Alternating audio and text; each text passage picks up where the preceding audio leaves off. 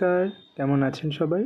বিট্টুর দিনযাপনের আরও একটি নতুন ব্লগে আপনাদের সকলকে স্বাগত জানাই। তো আজ হলো সোমবার, আর সকাল এখন প্রায় 10টা সাড়ে 10টা মতন বাজে।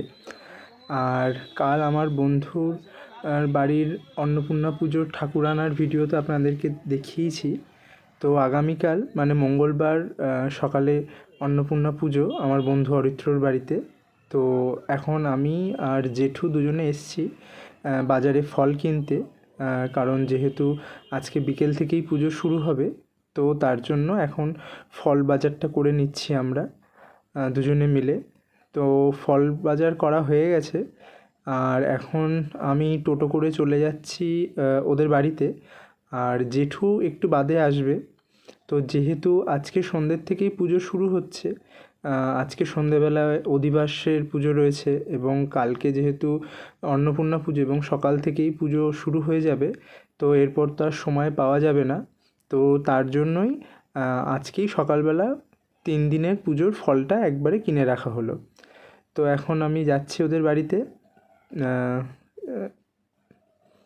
তো চলে এসেছি ওদের বাড়িতে। এখন ফলগুলো ভেতরে রেখে দেবো, দিয়ে তারপর বাড়ি যাব। বেলা হয়েছে অনেকটাই, বাড়িতে গিয়ে আমারও কিছু কাজ রয়েছে, সেগুলো সেরে আবার সন্ধেবেলায় ওদের বাড়িতে আসবো। সন্ধেবেলা অধিবাসের পুজো আছে, তো তখন আবার ওদের বাড়িতে আসবো আমি। তো এখন হলো সন্ধেবেলা, এখন প্রায় 8টা মতন বাজে, আর আমি এখন চলে এসেছি ওদের বাড়িতে। আর ঠাকুরমশাইরাও চলে এসেছেন, যেহেতু এখন অধিবাসের পুজো আছে, তো সেটারই জোগাড় করছেন ঠাকুরমশাইরা, এখন দেখতেই পাচ্ছেন। তো কাল যেহেতু সকালবেলায় পুজো, আর আজকে সপ্তমী, আর অন্নপূর্ণা পুজো যেহেতু ওদের বাড়িতে শুধু অষ্টমীর দিনের পুজোটা হয়, তাই আজকে সপ্তমীর দিন, সপ্তমীর সন্ধ্যেবেলা ওরা অধিবাসটা করে।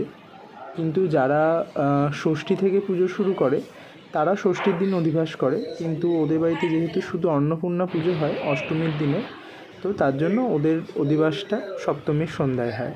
আর এই দেখুন আমার বান্ধবী তৃষিতা, ও আজকে পুজোর কাজে অনেক ব্যস্ত। ওদের বিয়ের পর এটা ওর প্রথম ওদের বাড়িতে অন্নপূর্ণা পুজো। যদিও প্রত্যেক বছর ও পুজোতে আসতো, কিন্তু বাড়ির বউ হিসাবে এটা ওর প্রথম বছর। তো যাই হোক, এখন ঠাকুরের সব মালাগুলো গুছিয়ে রাখা হচ্ছে। দাদাভাই সবটা বার করে গুছিয়ে দিচ্ছে। এই মালাগুলো দাদাভাই হাওড়া ফুল মার্কেট থেকে নিয়ে এসছে।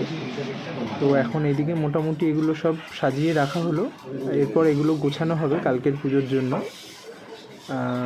যেহেতু এখন অধিবাসের পুজো হবে এবং অধিবাসের পুজো হয়ে গেলে তারপর মাকে এই ফুল মালা দিয়ে সাজিয়ে নেওয়া হবে, কারণ কালকে সকালবেলা তো পুজোর অনেক বাকি কাজ থাকবে, তো তখন আর সময় পাওয়া যাবে না। তো সেই জন্য এখনই মাকে এইসব ফুল মালা দিয়ে সাজিয়ে নেওয়া হবে। তো চলুন, এখন অধিবাসের পুজো শুরু হচ্ছে। ঠাকুরমশাইরা পুজোয় বসেছেন। একটু সময় লাগবে, যেহেতু অধিবাসের পুজোতে একটু সময় লাগে। আর শুধু অধিবাস হবে না আজকে, এছাড়াও আরও অনেক কাজ রয়েছে, সেগুলোও করতে হবে এখন।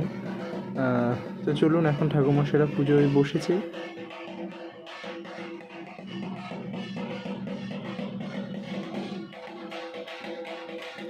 এখন প্রায় 8:30 মতন বাজে। এখন ঠাকুরমশাইরা অধিবাসের পুজোটা করছেন। এরপর এখন মায়ের বরণ হচ্ছে, ঠাকুরমশাই মাকে বরণ করছেন। এই কটা দিনের অপেক্ষা আমরা সকলে করি, মায়ের আসার অপেক্ষা। তো তার জন্য মাকে আজকে বরণ করে নেওয়া হচ্ছে।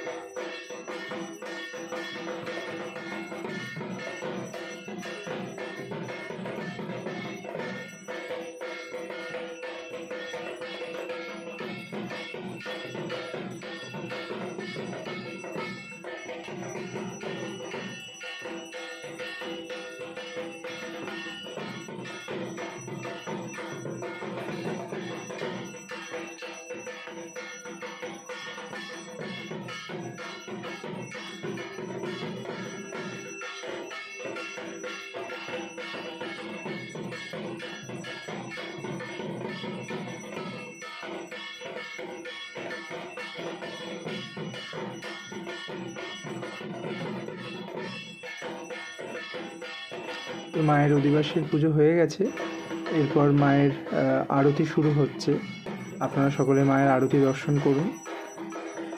আরতিটা হয়ে গেলেই আজকের মতন অধিবাসের পুজো হয়ে যাবে। এরপর মাকে সাজিয়ে নেওয়া হবে, সেইটা আপনাদের একটু বাদে দেখাচ্ছি। তো এখন আপনারা মায়ের আরতি দর্শন করুন।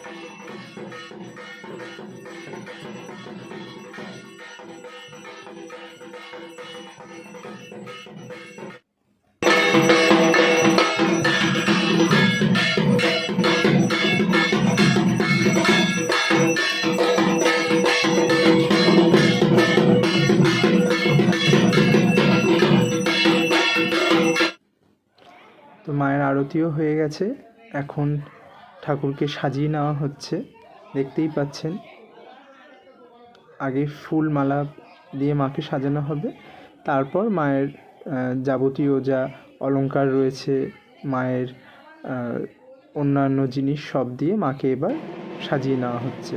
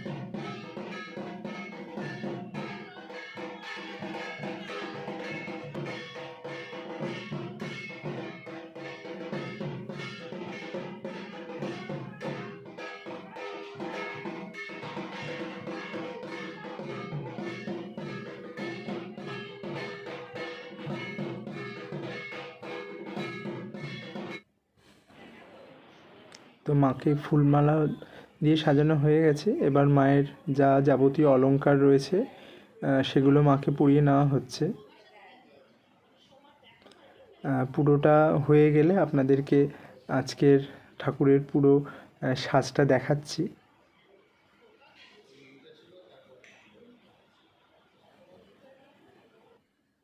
তো দেখতেই পাচ্ছেন মাকে পুরোপুরি সাজানো হয়ে গেছে। কি সুন্দর লাগছে দেখুন মায়ের মূর্তিটা আজকে।